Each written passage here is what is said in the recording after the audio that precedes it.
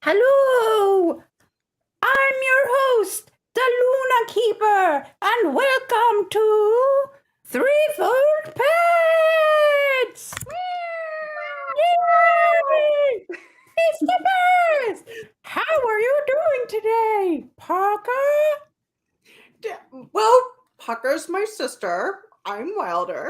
Hi, Wilder! I forgot your name because I'm a dog and I only remember that I can lick things. Oh, I'm so sad now. I'm so sorry I misnamed you. But that's okay. I will still tell you how my week went. Tell or me. Maybe not. I want to hear it. I'm so excited. And over to Copper. I'm a grumpy bastard. Hello, Grumpy Copper. I'm about to bite Grace. And that's all he will tolerate. Hello, everyone. I have to detangle myself from my dog. Hope you're having an amazing day today. Welcome to Threefold Talk. We're super excited because we got to see pictures of your pets this week, and they're adorable. That was cute. Amazing. So cute. And we don't know where Rob is, but we assume he's cuddled up with a cute little teeny tiny puppy. That's what we assume. Or a stuffed animal of Guy Roberts. Either one. We don't or actual Guy Roberts. It's possible. Or actual Guy Roberts. A guy can dream. Oh, a gal can dream also. Self ramen rattle. I'm so proud of you.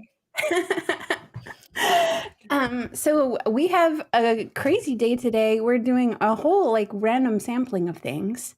But we're super excited to welcome you here. Thank you for joining us on this Threefold Thursday. And I hope you enjoy the show. What are we going to do next? I don't remember. Oh, yeah. Butt rock. Yeah. We should definitely. Early butt rock. I always love butt rock. Yeah. It just... First, we have to set the mood. That's right. What is that a quote from? I don't even know. There's so many things, I'm sure, where they say that. Yeah. So, thank you, Amanzair. So, yeah, I did get a little bit of a refresher. Yeah, Leigh-A, tell us about your hair. It looks fantastic. Thank you. So I was, you guys know I love my red hair, being an Aiel.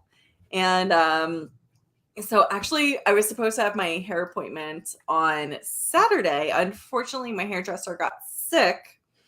And I knew I needed a touch up on the color. And again, I really wanted a new haircut. So I was like, so when's her next just cut appointment? I can trust other people to color it. because, if they fuck it up, I can just go back and get it done again. But if you fuck up the cut, that's hard to redeem from. Well, her next haircut appointment was 3 days before my next appointment. I was like, I can't wait. So I went to a completely new person. He did a fantastic job, but took 3.5 hours. Again, it was just so meticulous. It was a really fun appointment. We sassed the entire time, and So do you think you're a new hair person? No.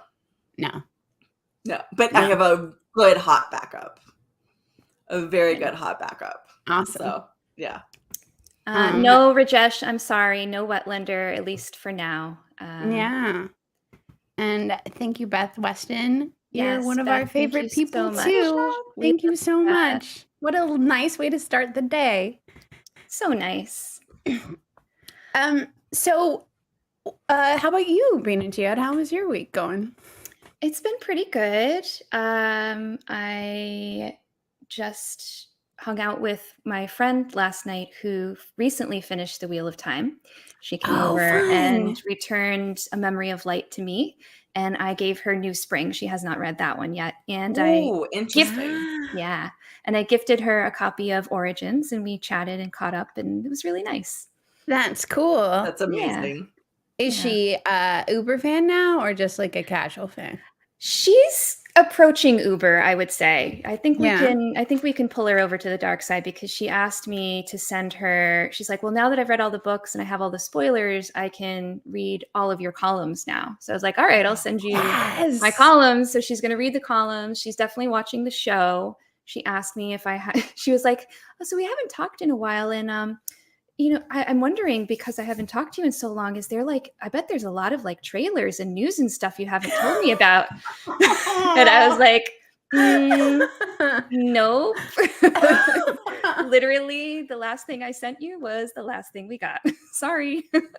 That sucks. Yeah. So I was almost expecting her to be like, we haven't talked in a while. Is that because you've been on the show? Did you get a writing job on The Wheel of Time? And you just have been busy in the writer's room? Oh my God, wouldn't that be the dream? That would be so cool. Seriously. Bain&Chiad, if anybody could do that out of the random fandom, it would be you. Oh, stop. Thank you. For sure. That's really sweet. I definitely, when Sarah was posting the things about being in the writer's room and being in the UK, I was like, I'm not jealous at all. Hey, it's never too late, right? Yeah. I mean, you've already started a really great trajectory on a writing career. You've been published. You've done Wheel of Time stuff, deep dives, great commentaries, hosted a lot of events. And as the show gets bigger, I have skills. Need more fans, just people like Sarah to contribute and come in and the various aspects. So I could be like a fan consultant or something. She's the book consultant. I'll be the fan consultant. Oh, that's perfect. maybe the Tweeter of Chaos can hire you, but you could be a public face, and the Tweeter of Chaos is like that, the nameless. So. Yeah, maybe. Or I'd be happy to do copywriting. I just love writing things. I will write tweets. I'm anybody's tweets. If you want me to ghostwrite your tweets for you, let me know. I'll write them for you. I feel like you guys all heard it here first, and we all need to start a campaign to get Bain&Chiad a writing. Amazon Prime, Australia, New Zealand. Preferably located in the UK. Thank you. Hey, Prime UK is pretty good Twitter account. Yeah, I bet you could take it on. Not that there's anything wrong with Prime UK. I can't remember what we named them. Thank you, Jessica. I love you. Are you having fun with Daniel? Is he there with you watching? Because I know you just hopped over there last night. She's there with him. Yeah, he's there with her. Yeah, I believe she just got there last night. So let us know how you're doing. We do love our Wheel of Time couples. We do. And if you want to hear more about that Wheel of Time couple, I will shamelessly plug my podcast, The Lights Work. They were just on our most recent episode, so you all should listen. And Leigh-A, I think did, and it was delightful. Was it? Aren't they so adorable? They're so cute. I haven't listened to it yet, but I really, oh my gosh, it's on my list of you guys. If you didn't listen, they played this like newlyweds game, and it was so funny. It was adorable. They were just like trying really hard to know each other better, and it was really sweet. Did see several people say that it was their favorite of the Lights Work episodes. I did see a couple people say that. Yeah. Oh wow, love it. That's awesome. That's and there's really amazing. So many good episodes, so that's saying something. It's true. Leigh-A, have you been up to anything else besides Threefold Talk lately? I have actually. Thank you for asking. So actually, just this past week, I did. I guested on What the Adaptation. They are going through. So What the Adaptation, they started obviously because of Wheel of Time being adapted to the silver screen, and then subsequently they've moved on to other book to TV adaptations.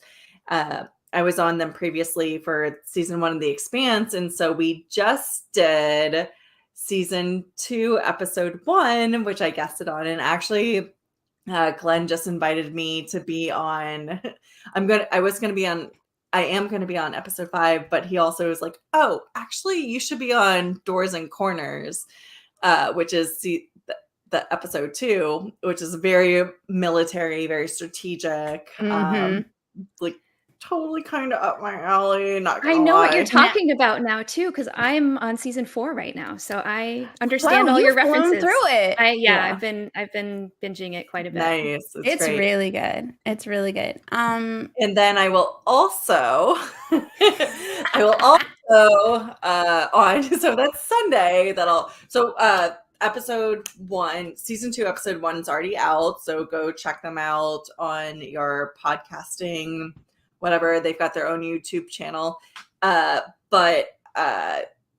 I'll be recording episode 2 with them on Sunday. On Monday, completely shifting gears, I'm going to, with Dragon Mount, they've been doing a rewatch. And I know Rob's been on one. Bain&Chiad, have you been on one? The Dragon Mount rewatch? Yeah. No, but I will be on March 6th, I believe. Okay, so I'll upcoming one. Yeah, so they're doing Mandalorian now. They just this past week did episode 1 of Mandalorian, so go check that out if you haven't.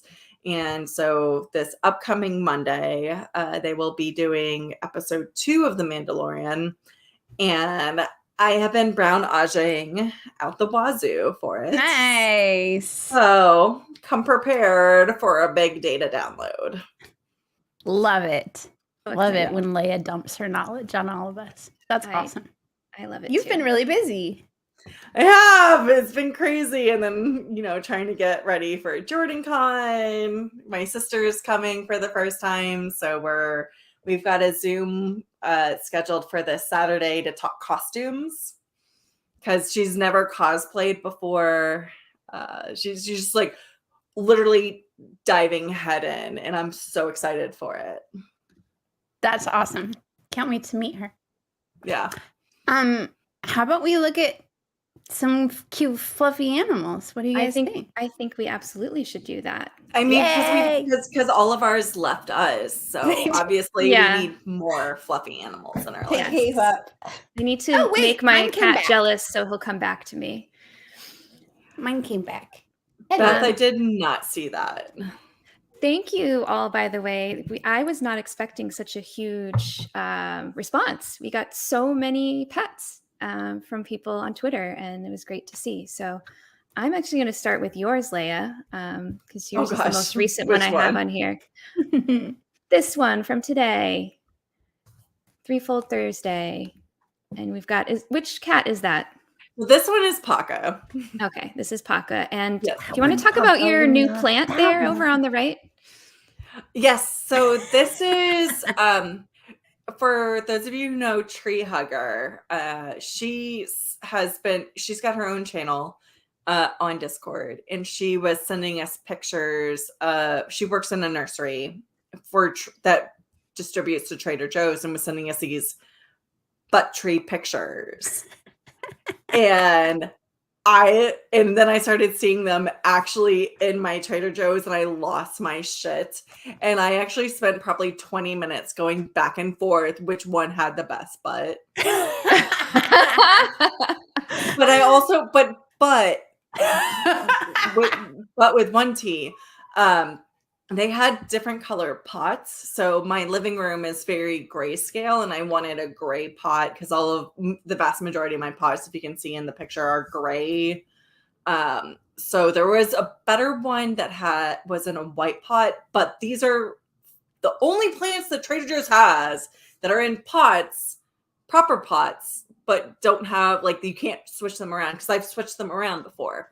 It's like, mother fucking fucker. So they didn't have like an outer pot. Yeah, these do not have an outer pot. I'll make you an outer pot that's gray. Yeah. Well, I mean, but then I got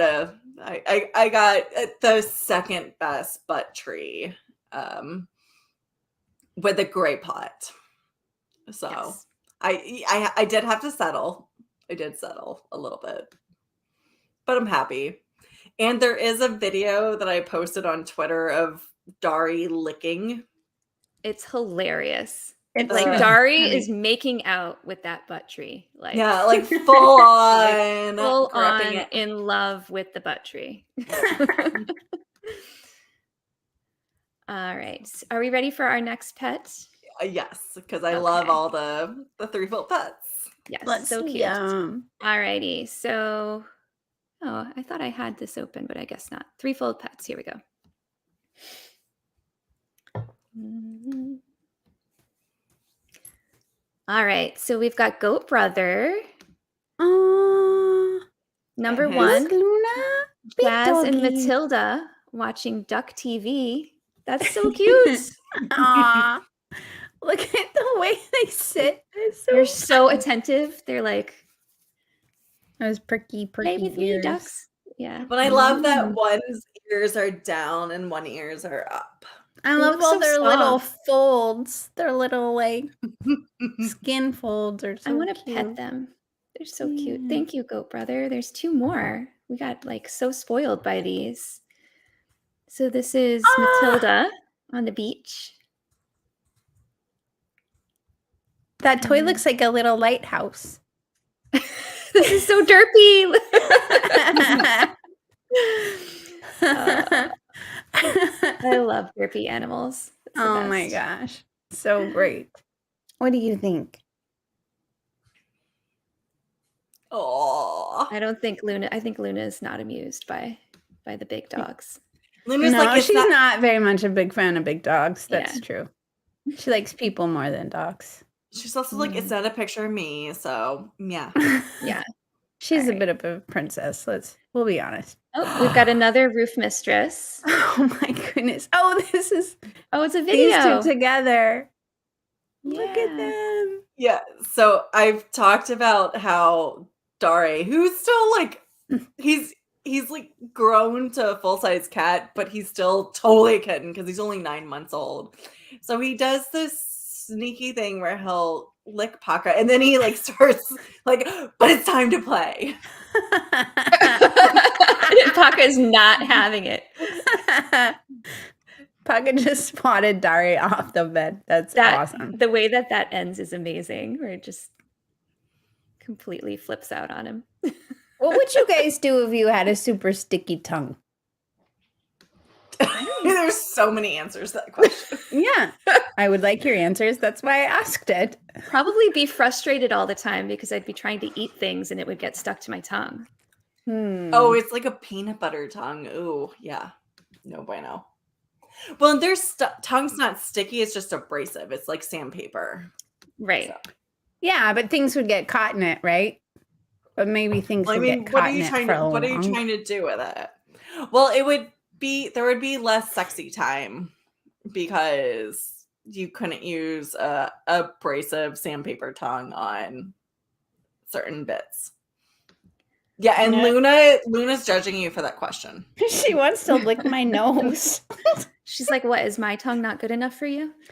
No, Luna has a super derpy tongue. It's really hard to see, but Luna loves licking everything. Oh, we could do a close-up. One time. You want to do a close-up? It would be hard. Are you going to stick your tongue out? Do it. She's not. Are you going to stick your tongue out? No. She's not. So anyway, one time Luna, when we got her, we thought she had really short hair. And we were like, oh, this is perfect. We went to the rescue and we're like, look at this dog. She's so great. And she was so friendly. And she like bonded with all of us in our family. And she had short gray hair. And we're like, perfect. And then the hair kept growing and growing and growing until it was this like fluffy. She has like really soft, fluffy hair that like gets itself in knots pretty easily. So do you groom her down? That's what the story is. We took her to the groomer for the first time and she just like loved all over the groomer and wouldn't stop licking her. And the groomer was trimming like this. This is a reenactment. She was trimming her hair like this and Luna licked the shears and like cut her tongue. Oh no. Really?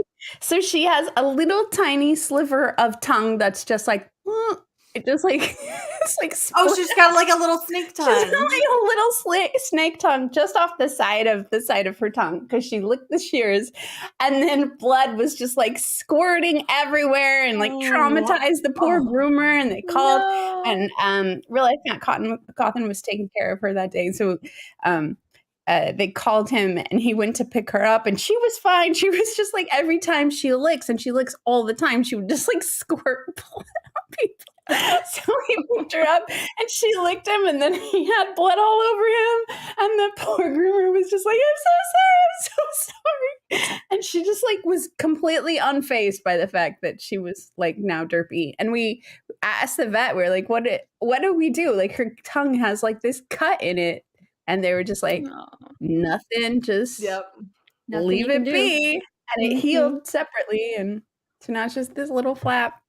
Yeah.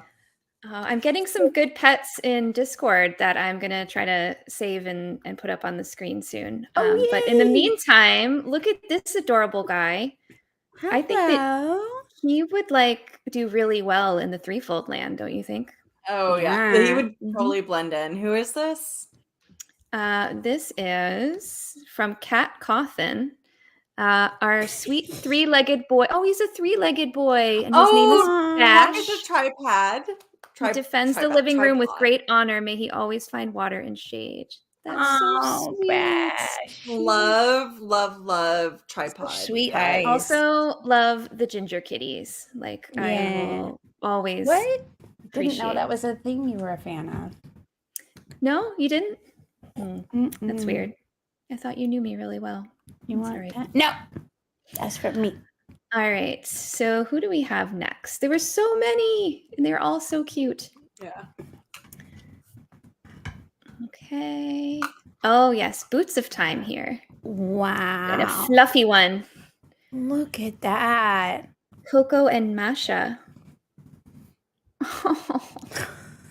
Oh, that's so adorable. Can I just say that all of you are such good pet photographers? Seriously. These are fantastic pictures of your animals. I feel like I spend like an inordinate amount of time trying to get a good picture of this dog, and these are gorgeous.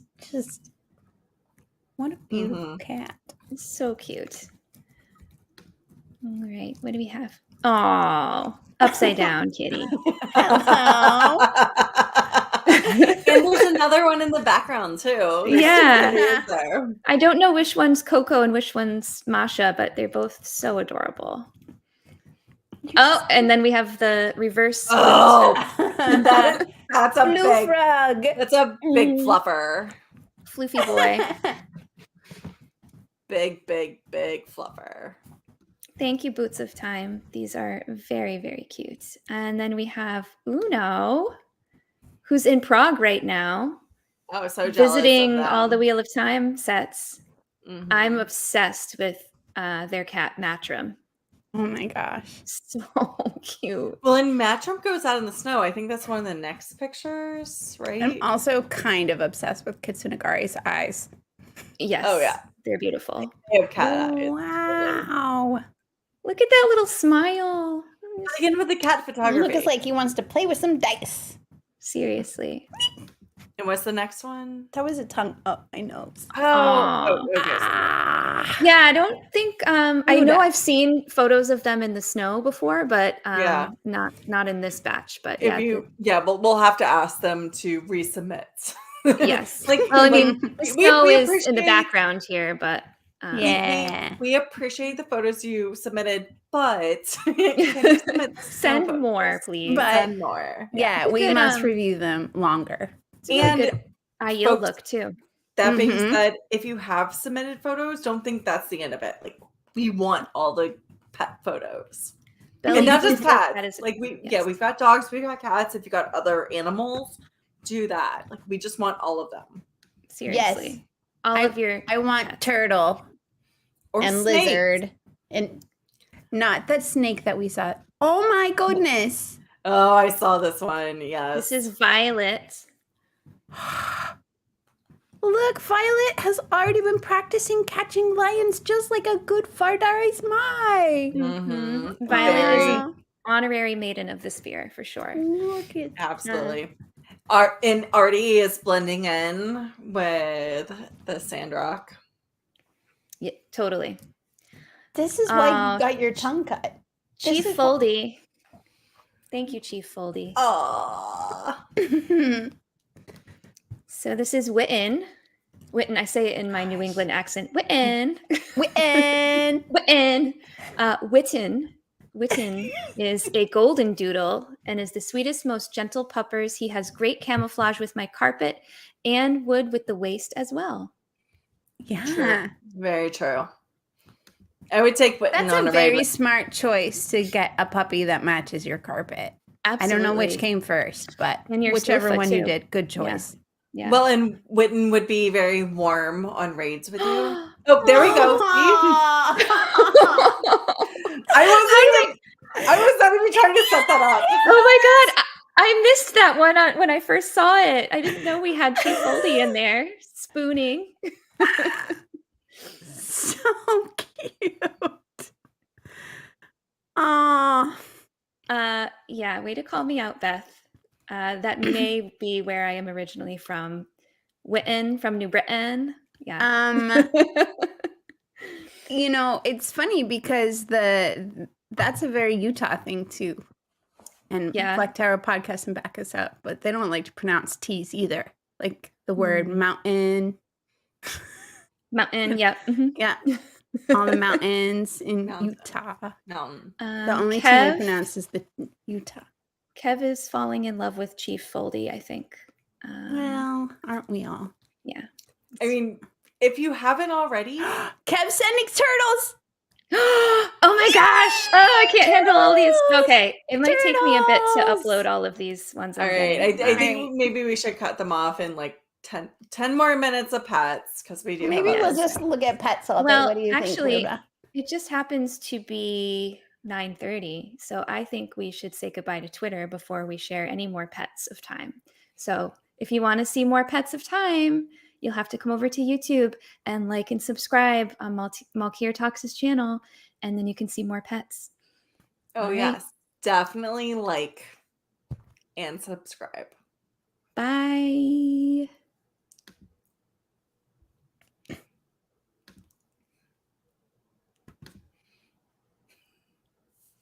I think I did it right. I have no idea how you do that. So good job. It's a little thing at the top. Oh. But I have You to be mean really this careful. end To, broadcast button. yeah, do not press the red not that button, Mel. one. Ooh, across the street. Across the street. That one I don't do. That must be a Utah But thing. you go across the mountain. Mountain. Mountain. All right. Bike Merns. Nothing. We have Avienda. Oh my goodness. Avienda looks worried. Yeah. Is she judging us for our lack of G? What's happening? Well, Nine Valley Maiden asked that. And said, that face, I love her judging you like that. How dare you take her picture? And Bike replied, I've certainly got some nerve, LOL. Oh, and we have more. Okay, it's a pretty common look that he gets, but he can understand as she has to rely on a goofy Wetlander for her sustenance and walks. Yes, that's the face that we make at Rob all the time. It's true. So true. The you're being a goofy Wetlander face. Yeah, but if we didn't have a goofy Wetlander, what would we do with ourselves? We wouldn't have anyone to judge. It would be total insane chaos. You guys would just judge me all the time, and I can't handle that kind of pressure. I mean, we're without him right now, and we're not judging you. Or actually me. There's no judging. Just love. Just stabby love. Yeah. I'm going to eat more gummy bears while we look at more pets. Yeah, totally. I'm just going to apply a little bit more lipstick. Who's next? Bye, Avienda, you're so pretty. Bye, Avi. Okay, we've got, Frenzy. Oh, I think Frenzy was one of the original posters. Mm-hmm. Totally. This was before, this was even before we asked, and Frenzy did what we said in our live stream. So thank you for listening to us, Frenzy, and doing what we say. We like that. We like it when you take orders, Frenzy. Yeah, well, but I will also take orders from Frenzy. Like you can yell at me. So your switches. Mm-hmm. I mean, Frenzy's a stabby stab maiden. So, she's totally on board with all this shit. It's all good. Yeah. That is an adorable dog. So she says, Lottie earns much G as a fierce huntress and defender of the backyard from the vicious laser dot that lurks there. She's quite diligent about chasing it while barking her brains out at it. That laser dot. Good job. Lottie looks ready to take on a laser dot right now. Yeah, totally. Lottie is just posed and ready. So that's very Aiel, just like always posed and ready to go. On high alert. Yep. I like the rug collection in her tent. Very Aiel as well. Lots of rugs. Yes, and I've seen Lottie on many live streams. You're right, Annis. Yeah, we enjoy her on the live streams. I think there's one or two more of Lottie. Frenzy is actually in the chat. She says, "Stabby love." Oh, Stabby love. Aww. We love you. I love any animal playing in the leaves is like, yeah. Those are some pretty leaves too. Really pretty, yeah. Lottie, did you know those? And we have laser eyes. Apparently, Lottie is a night vision. What is Demon dog. That is demon dog. But maybe that's her night vision goggles, so she can go scout the laser at nighttime. Yeah, right. Demon dog is very different than Darkhound. Demon dog is on the light side, so it was created by the creator. But still, demon dog. Love it. Kevin, could you please DM that to me? We'll make it make my life much easier. Yes, please. We do need the tortoise eating the watermelon on our show tonight. Yeah, well, I think we're only gonna do this for like 5 more minutes. Wait. Because we do have other shit to talk about. This Lottie, is she? I don't know if we'll get to it. I'm having too much fun. Doggo needs an exorcist stat. Oh, read the alt text for this one. All right, we're on it. Okay, let's see here. What we got? Oh, you can't click the alt text from here. Yeah, you have to do it from the actual tweet, I guess. Yeah. Okay, so let's go here. And let's get that. Lottie the Basset Hound in hunting mode. Her tail wags so enthusiastically it's a blurry fan behind her butt, and her eyes reflect the flash of the camera, giving her an eerie look. Ooh. Well written. Well written. I love it. Okay, I think we might be coming to the end of the ones on Twitter. Did we get more of Leigh-A's pretty kitties? I mean, I'm a little obsessed with them. Here we go. We've got Andrew what is Dash's... happening there? Oh, and yeah, Dashman. Dashman I think Dashman. Actually, I will revise a previous statement. Dashman was the first. Frenzy was a hot second on. Like, I'm sorry, but we need to go back to the other picture. Are you sure? Are you sure? 100%. Okay, so what part is the pet? I mean, I can see there's clearly some athletic shorts that are black, and then I can see the cat's fur. Like, you know. Are you having trouble, Mel? I feel like whatever this furry creature is, it also has like semi-furry horns that like... I feel like this picture could be used as something in a D&D campaign. And when, like, black starts oozing out of the nether regions of a person. No, but it's like a cute thing that comes out. Wait. In Witcher, right? Isn't it Witcher? No, wait. What movie is it where... Oh, it's Game of Thrones, right? Where she like gives birth to the like shadow beast or whatever that goes and like on a murderous.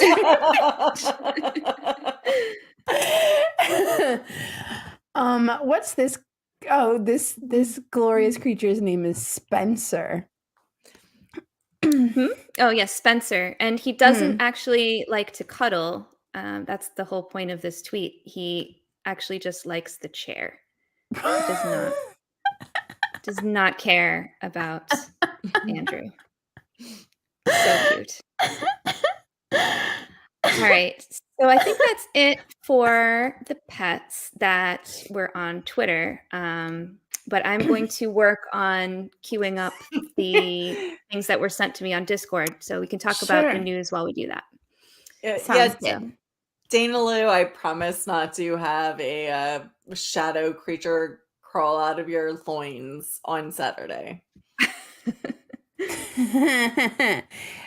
She says on Saturday, but she does not caveat that for the next Saturday or the Saturday after that. Right. All right. Are we ready for Daily Veil? Yes, let's roll.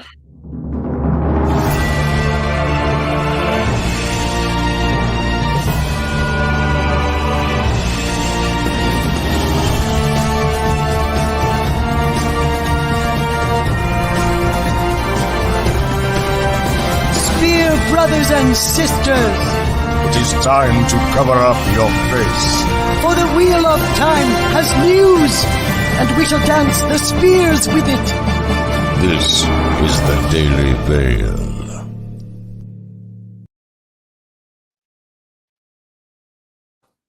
I have another gummy bear in my mouth. Oh my god, I still love that. So what's the news this week? Because I haven't been paying attention to anything. I've had a crazy busy week. What happened? So there, no official stuff from Amazon Prime, but there have been... Shocker. Well, and here, I have a little conspiracy theory. So there have been 2 articles written by local news on actors. We'll just say Marcus and Donald. Yeah, so the fact that they're allowed to start interviewing, that I think this is like a slow build up to some big press release. I don't know. So anyways, yeah. So that's the news, is that we've got these 2 articles. All right. Honest wanted music. It's been like we've been having problems with it being too loud, so I hear it very loud, actually. You hear it very loud. Okay, I'm putting I'll just turn it down loud. a little bit. Yeah, thanks, Mel.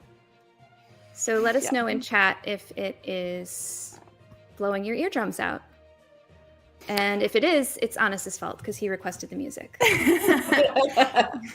So I kind of agree with you, Leigh-A. I see especially Prime Australia, New Zealand, talking a lot, like just bringing up Wheel of Time more. We see Tweeter of Chaos not just doing, like, kind of doing a little bit more. There's a little bit happening.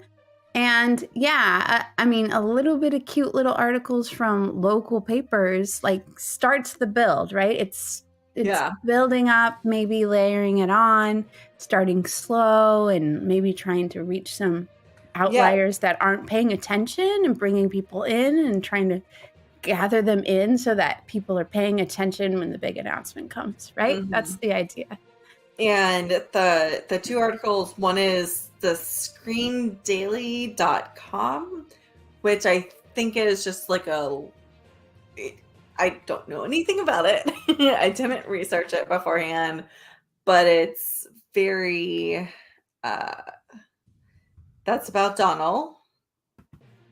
Yes. Did you read it? I can share that. I actually didn't get to go through and read that one about Donald. I did read the one about Marcus. So, reading through it. Well, let's start with the Donald one. Or Donal, I think it's Donal. Excuse me. Thank you for correcting. I mean, I did meet him in person. Well, and humblest humble brag I've ever heard. I also do appreciate. I think it's Donal. Just okay. I appreciate being correct because I do want to pronounce people's names correctly. Yes, so yeah. I did not get past the photo, to be honest. I saw the photo on Instagram. I didn't realize there was an accompanying article. Yeah, so nice. I can understand why that would. It was actually very short, so it's it talks about his recent roles. Mm-hmm. He's in a BBC miniseries, which I didn't know, called SAS Rogue Heroes, which I want to check out. Yeah.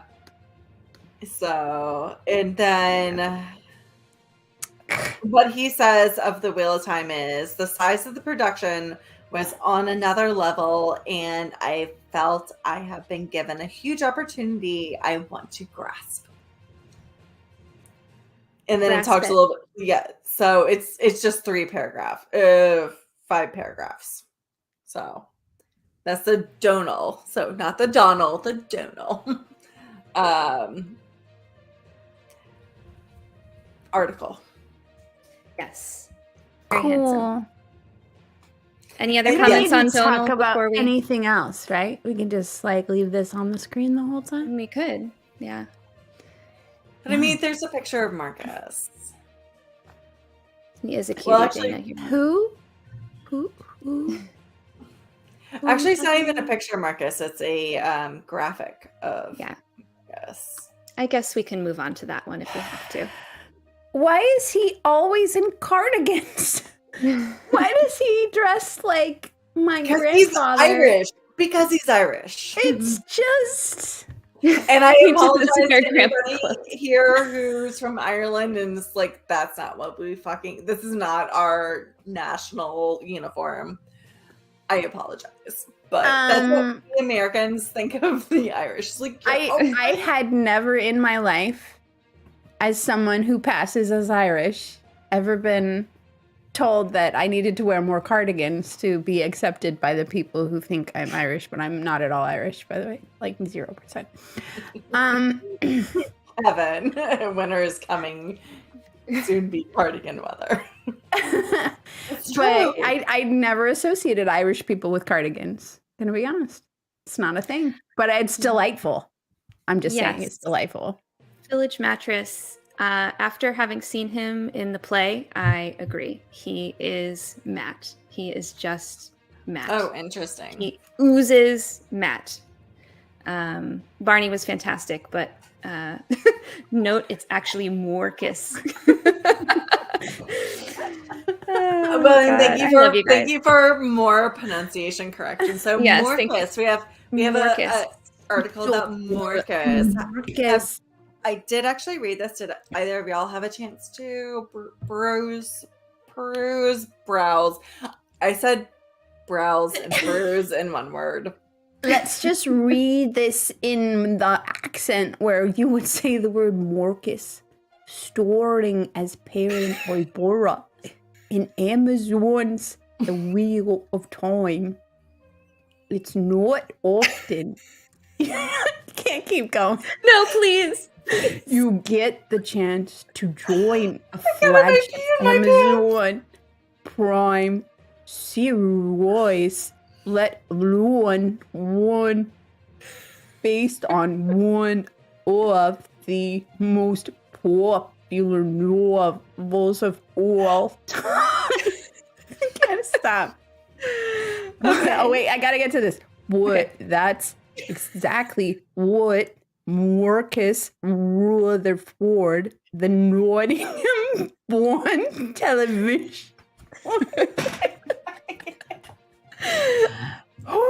Okay. Anyway, what happened in this article? Someone tell me. Yeah, because I did not read this. I know people were sharing it and talking about it all week, but I'm actually, this is a wonderful, very positive article. It talks Who a did lot. this drawing? This is amazing. I actually don't know. They don't credit it as far as I can see, but it's a very positive article about, again, the Wheel of Time, but it talks about Marcus and the fact that he started his acting career doing very stereotypical big male black, like in gangs and all that sort of stuff, like from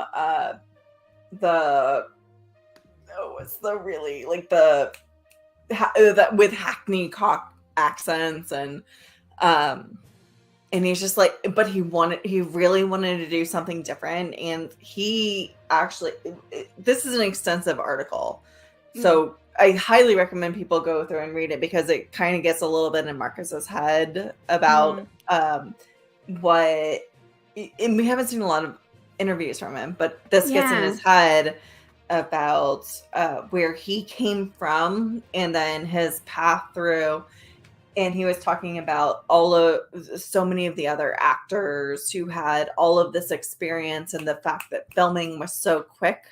And but they were very benevolent, like, and we're happy to give him advice. And like, it's like, oh, here's how you do this.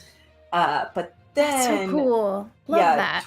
Towards the end, he specifically says, sorry, I'm scrolling all the way down because it's kind of an extensive article. I can he scroll. says, it's almost all the way towards the bottom. Like once you get to the signs, he says, in one series, in series 1, the naivety of our characters is at the forefront of the story, but in season 2, there's a bit of a time jump. What does that mean? Yes. That's interesting. They've started to accept and have faith in the prophecy and their destiny. So there's more of a maturity to them. It's darker too, more real, and a bit more brutal.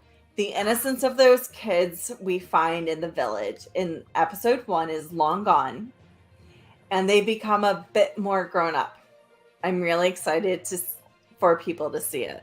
Wow. So and he gives us very good insight. Like, the one thing I wanted to ask you guys, because I can't remember, and all the stuff that we've had from Comic-Con and like all the others, like nobody's ever talked about that there's a big time jump. Like, I think this is the first time we've heard there's a big time jump. No, they've talked about it being darker and grittier and that sort of stuff, but nothing about a time jump. How much time? He said, all he says is there's a big time jump. Like, what would make sense to you, Leigh-A? Like, what would make... Hi, Rob. Hey. How are you, my friend? Good morning. Good morning. I have toe. No, you don't. Do you have calf is the more important question. Yes, do you have calf? I have tea. I'm not drinking calf this month. Okay, so you didn't get the Sean Chan delivery. That's fine. So we're good. What would be logical? Do you think, like, if it was like 0 to 3 months, 3 to 6 months, I would say 3 to 6. I would say 3 to 6 months because 6 to 12. What would you bet? So, Eye of the World to The Great Hunt is about 3 months. So they do have a lot of time there. As we've known, for all of us. But there was the time jump in the show, right? Because it was like a couple months later or something, right? No, so the show ends very differently. So the show doesn't end with all the main characters and Valdara. That they're kind of desperate at this point. So Donal, whatever the fuck we're calling him, Matt is somewhere else. Rand has gone the fuck off. Moraine might not be able to channel, and then but we don't know if Moraine and Lan are staying in Valdara. We don't know if, hypothetically, what the fuck happened to Egwene and Nynaeve. Again, Perrin, just kind of let the horn go because he's battling with these way to leave concepts. There's a lot of shit going on at the end of season 1. So I think probably a 6-month time jump as opposed to the book time jump of 3 months might be, which gives them a lot of time to process, young people process really quickly. Also, that's a lot of fucking shit. Yeah. A lot of fucking shit to go through. What do you think, Bain&Chiad? How long of a jump do you think there might be? I don't know. 6 months. Yeah. I don't know. I mean, I don't understand how there's going to be the feeling of pressure trying to find the horn if it's months later. So they've just been wandering, trying to find it for months and months. I don't know. I wonder if they're gonna backstory an attempt. What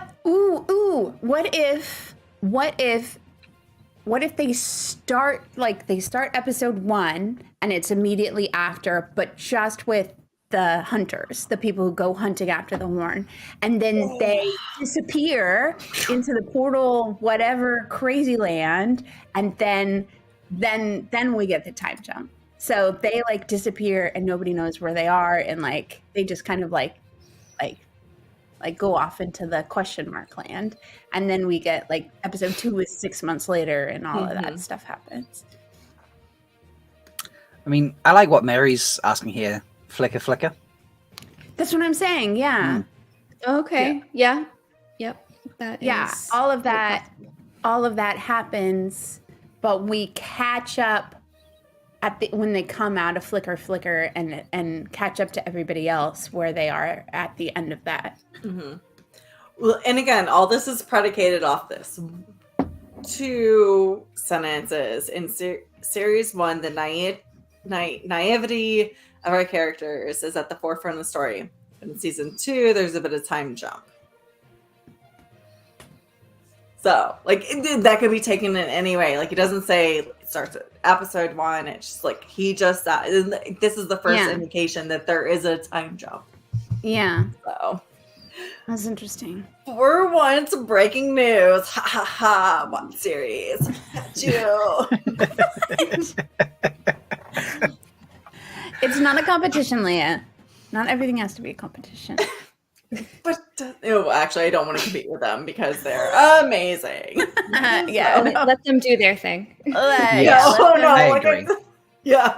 Definitely not a competition. I just get to say, we said it first. Oh, hello, Luna. Hi, Luna. She wanted to come back again. Luna's just got a little taste of we're not even the silver screen. What are we, the bronze screen? I didn't know that internet screens had a color, but are we the tiny screen? Yeah. Well, I think that's the end of our daily veil. That's all I had. I don't know if anyone else had anything else. Yeah. I'm going to go ahead because, I'm a toe-filled just vessel at the moment and assume the Isle of Slade. So, We did. I'm saying absolutely. We're good. Yeah, I'm going to say we're good. Everybody tell Rob how good we did. Yeah. Put it in the chat how amazing we are. Mm-hmm. Yeah. Yep. Yeah. Comment below all the ways Rob can, if you're watching back later, folks, comment on the video afterwards to put down all the ways Rob can meet his toe for, just that'll be fun. Ooh, I'm very excited about that. Way fun. For you, as an Aiel, I would not dare to take advantage of your toe in any way, ever. I'm loving this. So like Silvertooth, they were amazing. Innkeeper Annis slayed. Excellent. Yeah. Thank you. We got 2 more pets that came in, or actually 3 pets that came in while we were doing that. So I got this one. This is from Jessica Sadai. And look at that little ginger. This is Daniel's pup. And if I could open this, the name is Coco. Koko. If Coco approves, I mean, I think that's a stamp of. Totally. Looks like maybe Avishla, maybe? A what? Very pretty. It's the dog coloring. It's a kind of dog. It's VISC. I don't know how to spell it, but I don't know. I thought there was like a little pity face. Right. Yeah, but like maybe mixed with Avishla, maybe. Oh yeah. I mean, pets are mostly mixed anyway, so. So cute. So cute. We got this one from Village Mattress in the Discord server. Double puppers! Village, is this the one that you had as a puppy that you've been reposting? So, that's going to take a little while for you to respond, but wait, what did that say? I said, we'll just put that back up. Silver knows how to do it. Not wrong. I feel like that seems like a Twitter campaign. This is why she's Goldie. Yes. Actually, I've been considering today about a Twitter campaign to get Lizzo to be Grendel.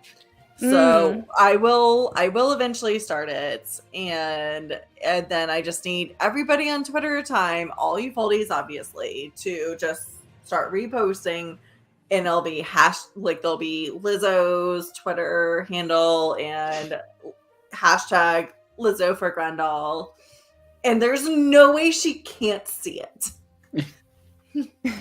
I love this plan. All right, did you guys do Origins yet? We did not.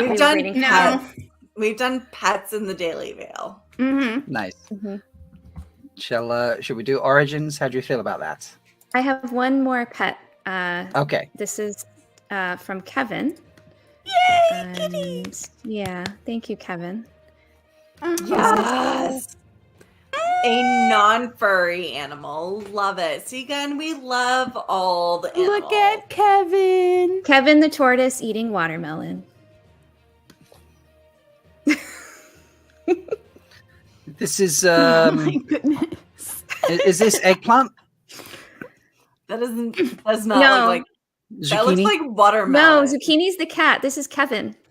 The zucchini is the cat. Okay, yeah. There we Oh, go. you're I talking remember about that, the animal's name, not the. Yes. So, Yeah, the tortoise's name is Kevin. It's Kevin the tortoise, owned by Kevin Kevin. the tortoise. I don't know what's so hard to understand about that. This is not difficult. He looks exactly like Kevin, too. Totally. Can't you imagine that little piece of watermelon is like a nipple and he's just like chowing on there's it? a whole bunch of nipples on his back, so Yeah, obviously. that's Shell nipple. true. Okay. Lots of nipples on the back.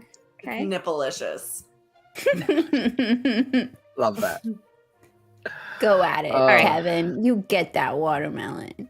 That is That is great. Thank you, all people who submitted your adorable pets. We love you. That was Send us so more. fun. I Yeah, want more. Keep with the hashtag threefold pets plural. Because threefold pets singular. No. Threefold pets plural. You don't want to be petted? Is that what you're saying? I want Or are we reserving that hashtag for something else? I want to be petted plural. You want many pets?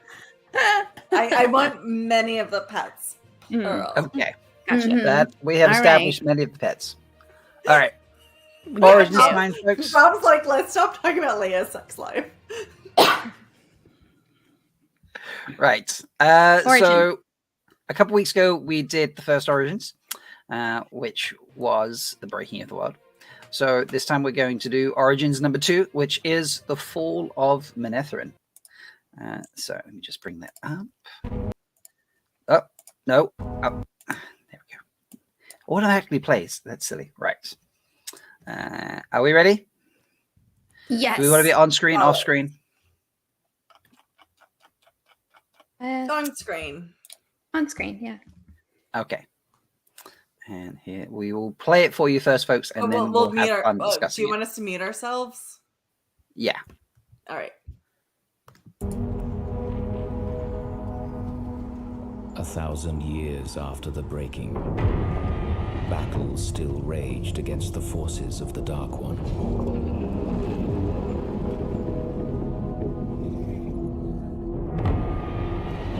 With the towers of Manetheren to their backs, King Aemon and his army defended their people. Battling through unrelenting days and nights, they held their city against Trollocs, dark friends and dreadlords, until they could no longer hold the river from crossing.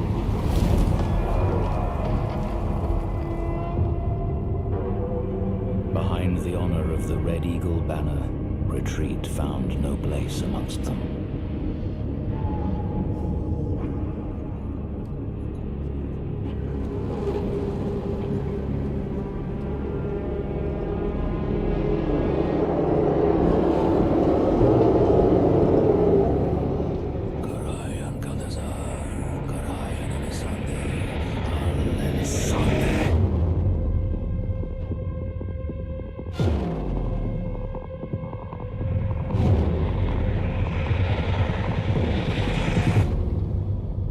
And the sword that could not be broken was shattered.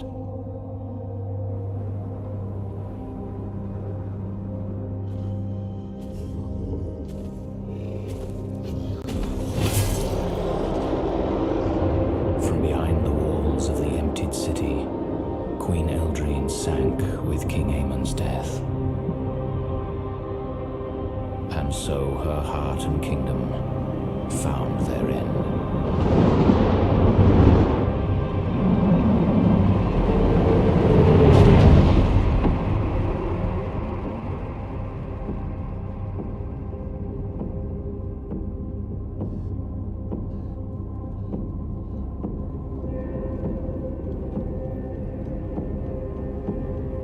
And today, in the Two Rivers, where Manetheren once stood, the wheel continues to turn.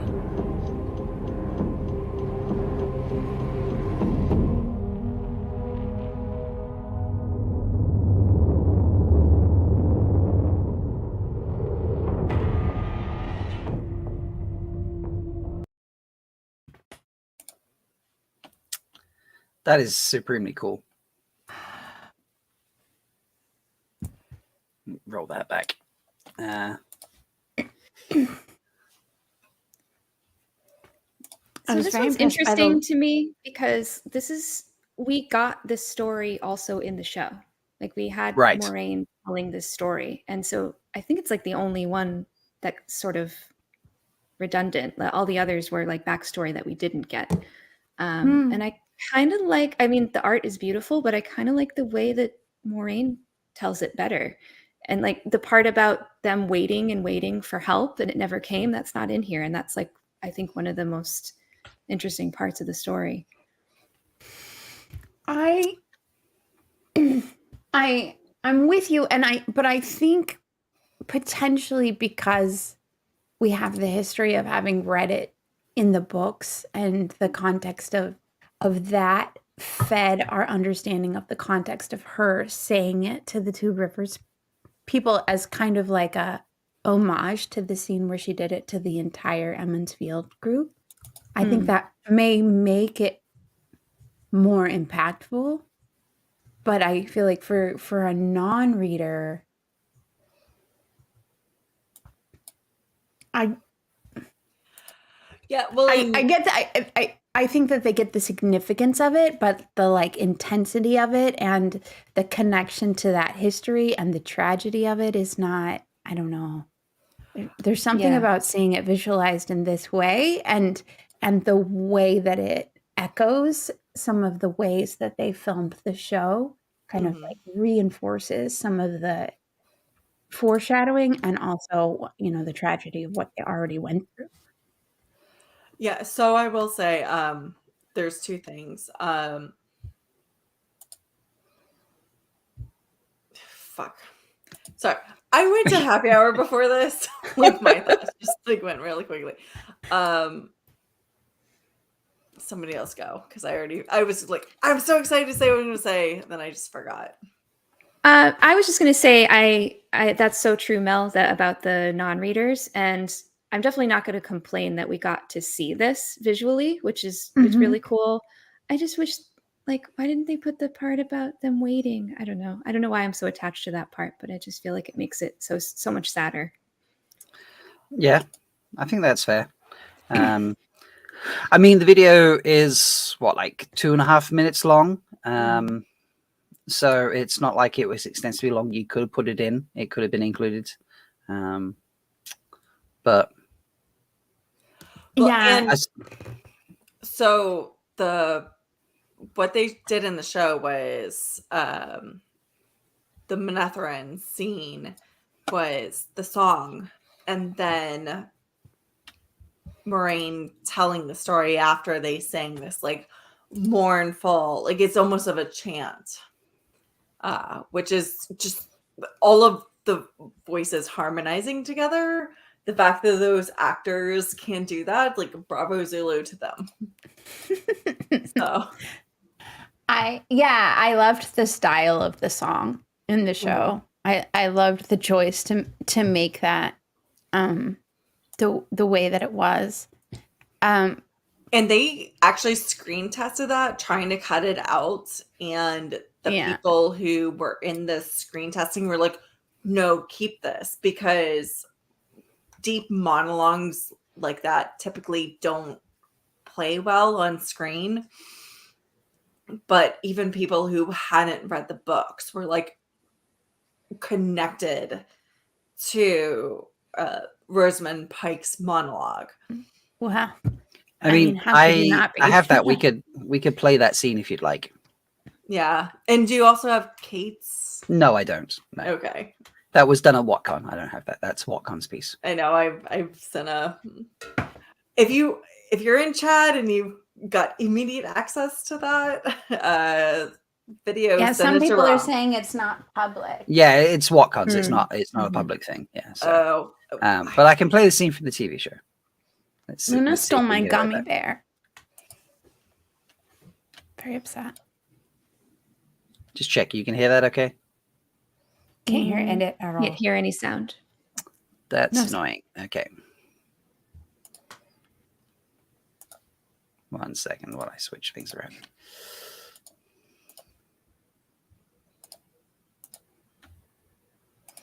All right. Better? No sound still. I can hear it. It's quiet, very quiet. Right.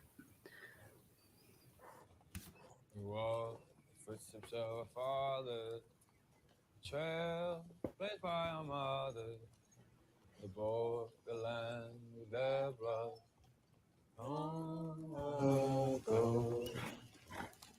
Long ago, oh, sing of Manetheren, weep for the blood of Aiel, cry for Manetheren.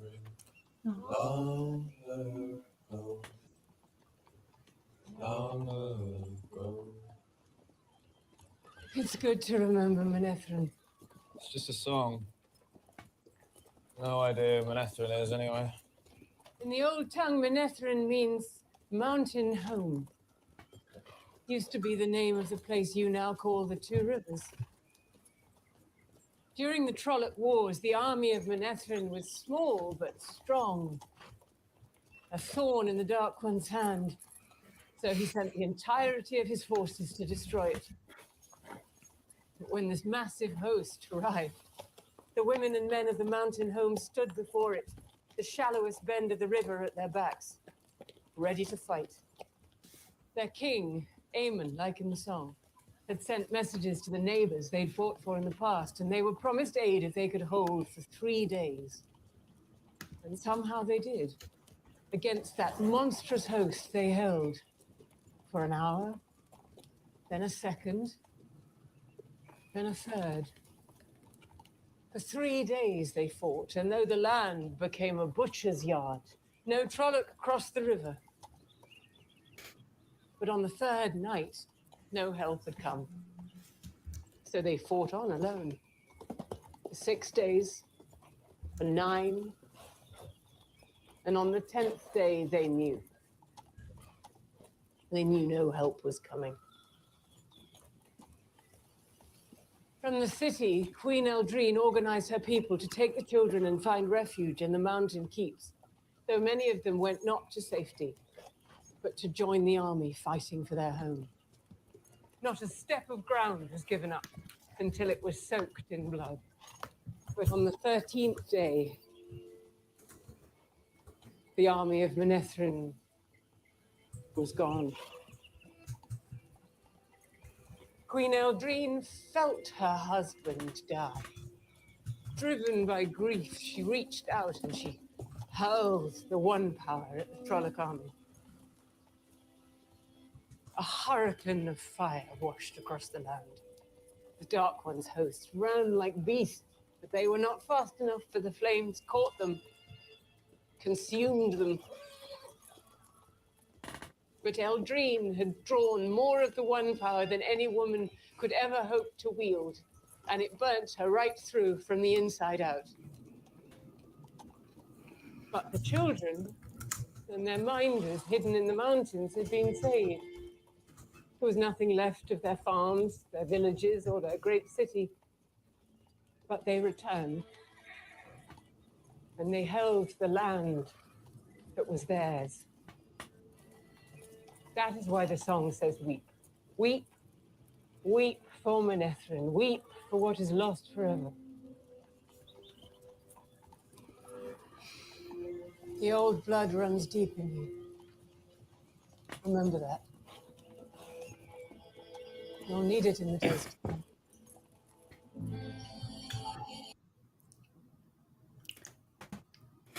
Oh my God. Like, I still want to cry. There's so many good parts about that. Well, can we just talk about how Rosamund Pike is giving that monologue, infusing it with the history of Manetheren, but also layering on the fact that she's injured and in pain. And like, she uses the dramatic pauses of the story to infuse, like, to re-emphasize the fact that she's not at her peak. She's not at her best. And it's just like, there's so much happening. There's so much that she's communicating. And Well, it just... This is blows my something mind. that I love about the show, is that they're giving layers upon layers. Like, the books give layers upon layers. So you can do rewatches, you can do rereads or re-listens, and find these intricate details. And this is actually the only thing that has been replicated from the series proper into the Origins. All the rest of the Origins is supplemental information. I wonder if this was ordered as an origin because there was, Rafe talks about how we had to fight really hard for this scene to stay in, and there was concern that it was going to be cut. So to make sure that this story was included in whatever way, it was included in the order of what scenes were going to be in Origins, and they just kept it, even though they still kept the scene in the show. I bet that happened. This is something we discussed last time, the possibility based off of how the scenes look different than they did in the actual show, like looking out Luz Theron's window and a lot of that stuff. So possibly the Origins were a precursor, or like they were happening tangentially, but just some of the final details hadn't been Yeah, I'm sure that's the way it had to happen, kind of in concert with each other, right? Yeah. So and then it turned out the origin itself turned out to be so good they just decided it needed to see the light of day. But I'm sure they decided that these are the origins and these are the stories we're telling. And then we'll see what happens in the show. But again, this is the only possible duplicate. So there was the possibility of a duplication, and it happened.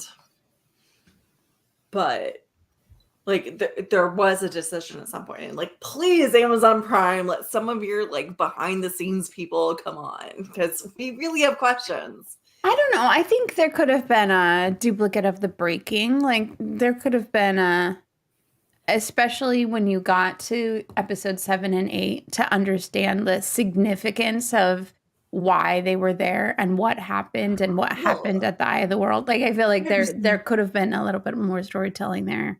There's been talking about it, but that's one thing I appreciate about the origins is they give this like contextual backstory. Yeah. That you don't have to like, and if you don't watch them, the series still exists, but it just gives a non-reader stuff. Yeah. Just thinking about all the origins they've done. Excuse me. I think they were just done for book fans. I don't think that, oh, really? Yeah, I don't think they put the origins together, be like, hey, this will give more information for TV fans, because the casual TV viewer, let's be honest, like, let's list some of their other projects. I have not done anything more than watch The Boys on there. I don't dive into X-rays. I have if I want to know more about the show, I Google. I don't look up on the X-rays. Same for Lord of the Rings, and I'm a Lord of the Rings fan of the books as well as watching the TV show. Well, actually, I didn't like the TV show because I just didn't think it was very good. Not because I think it was a bad adaptation. But you like the movies, but you're saying you haven't dived into anything extra. Yeah, but I don't dive extra into things. This is the first time on. I mean, I didn't know X-ray existed until Wheel of Time.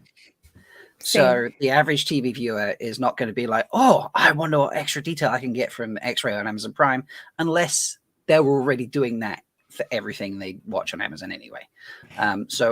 Yeah, but I think they also learned, because X-ray was relatively new when this came out, and I think they learned from trying to do X-ray with just this stuff that it was maybe a little convoluted, and if they wanted people to actually share it, that's why it ended up in the extras category along with the episode stuff. Like it ended up in the episode listing as episodes like 0.1 or whatever, so it would show up just in the normal TV viewer's viewpoint.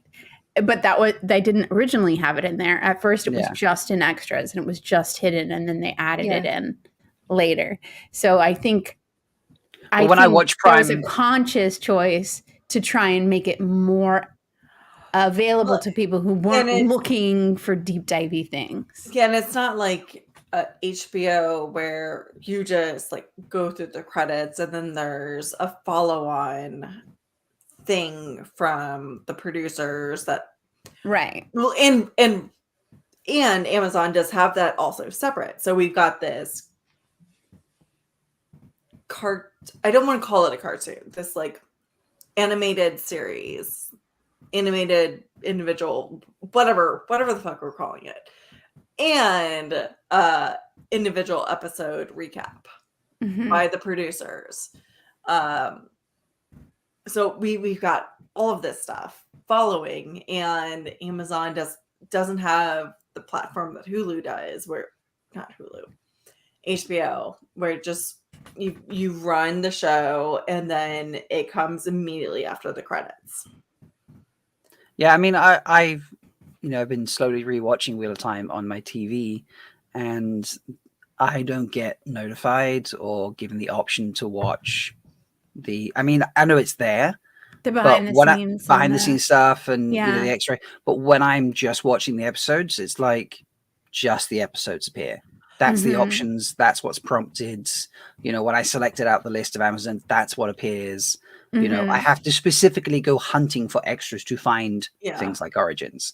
So, I think it's just made for book fans.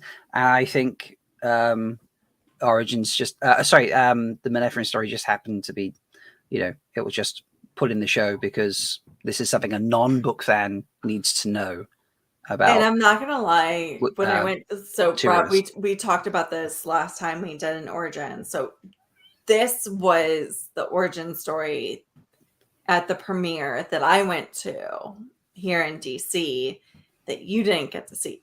They played it at the premiere? They played this live in front of the audience.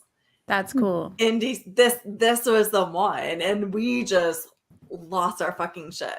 It was so cool and amazing and beautiful. And that's why I thought, like, in my brain, like, the HBO concept, like, oh, this is gonna like immediately follow every episode.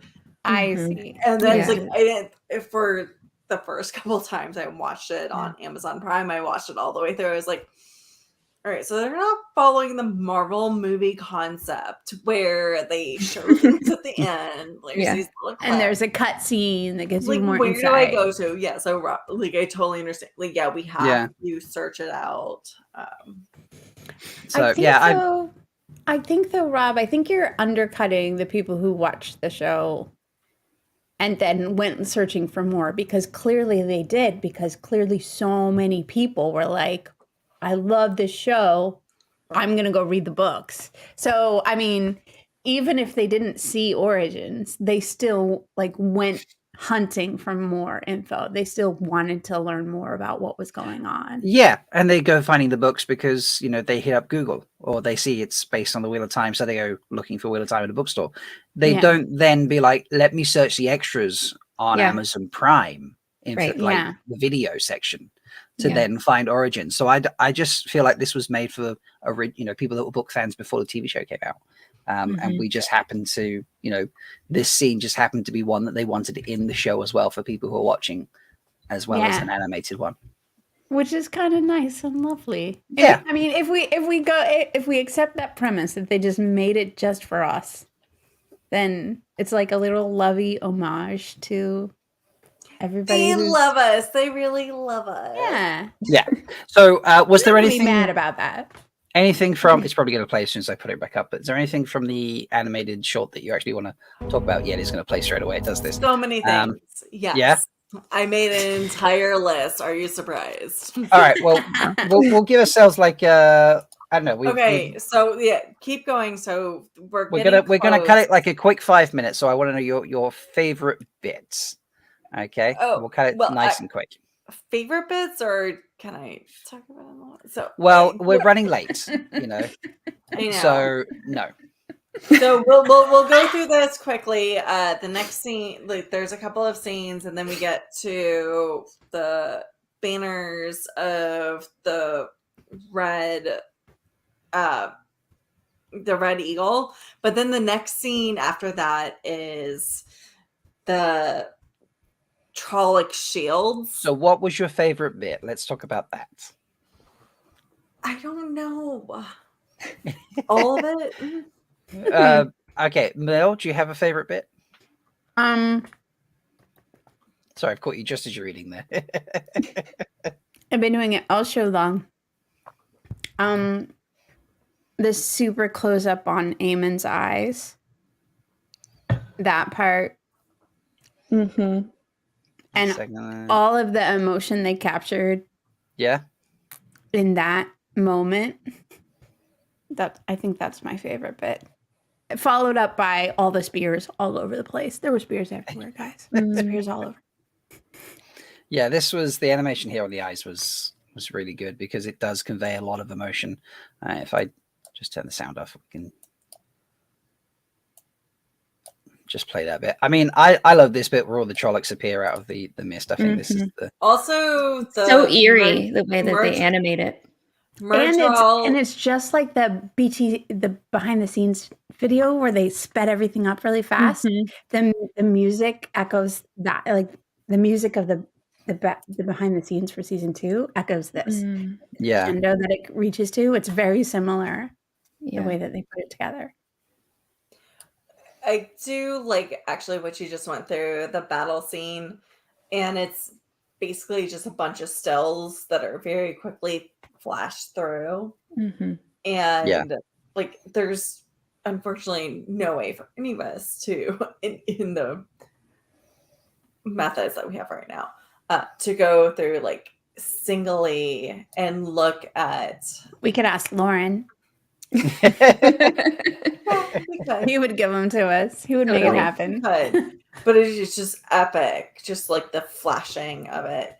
And then the one thing I did want to go back to is the shields of the Trollocs, and because I did spend a little bit of time researching this, and I was really trying very hard to identify which ones that the Trolloc shields were painted for, and I could only particularly identify one. It looks like several of them have just like hands smeared with blood. The one that I did identify was let me pull up, not the dresses. I don't need my dresses. It was the horn skull of the Davol tribe. And then so there's a hand smear one. There's one that's like just kind of sort of jutting out. There's another hand smear one. Then there's another one that kind of looks like some sort of wings, and I couldn't figure out what that was. And it's not on the gargoyle one. What are they? The gargale No, it's not there on the list. Like nothing like that looks on according to the Watt Wiki. And Wilder agrees with me. So that's cool. I love that you deep dived into what Trolloc. Yeah, I was really interested, like especially after the last time we were deep diving, we had questions. I was really wanted to try to answer my own questions ahead of time. I thought there was a gargoyle tribe, wasn't there? There is a gargoyle tribe, but it's not the. So hold on. The gargoyle tribe is Garl Gale. Yeah. But their symbol is piled human skulls. Right. Okay. Yeah, I don't remember seeing any piled human skulls on a shield. So no. And like again, the third one back is this like sweeping wing, which I just didn't know what that like. Like again, according to the Watt Wiki, which has done a lot of research and has an entire table on it. Goes and that's not in any of the books, so that's not in the ugly book of pictures or the companion.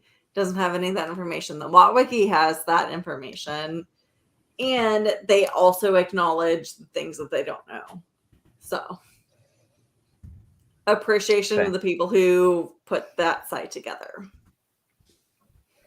Yeah, that's very cool, because I didn't even really pick. I was like, okay, there's some symbols here. I didn't even really there we go. Pick up as much. So so there's the one in the forefront that just kind of blah, you can't see bloody it. Hand. Yeah. So then there's the one that's kind of swooping up, which I think is the one with the